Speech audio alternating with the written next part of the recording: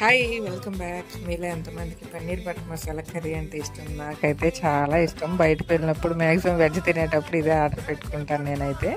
ఈరోజు లంచ్లోకి అదే ప్రిపేర్ చేశాను. అలాగే కొద్దిగా బిర్యానీ కూడా చేసుకున్నాము. ఫస్ట్ ప్రాసెస్ అయితే చూసేద్దాం.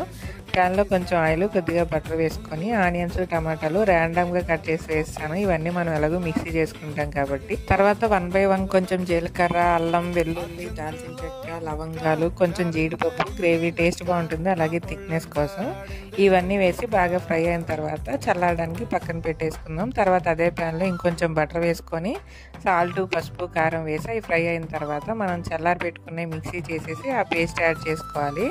అది ఆయిల్ తేలే వరకు కుక్ అయిన తర్వాత కట్ చేసుకున్న పన్నీర్ ముక్కలు వేసుకొని ఇంకో 10 minutes కుక్ చేసుకొని ఫైనల్గా ఫ్రెష్ క్రీము, కొత్తిమీర వేసుకుంటే మనకి ఎమ్మీ పన్నీర్ కర్రీ అయితే రెడీ. ఈలోపు బిర్యానీ కూడా రెడీ అయిపోయింది. ఇంకా ఎంజాయ్ చేసేయడమే. మీకు నచ్చిందా? నచ్చితే ఒక లైక్ ఇచ్చి సబ్స్క్రైబ్.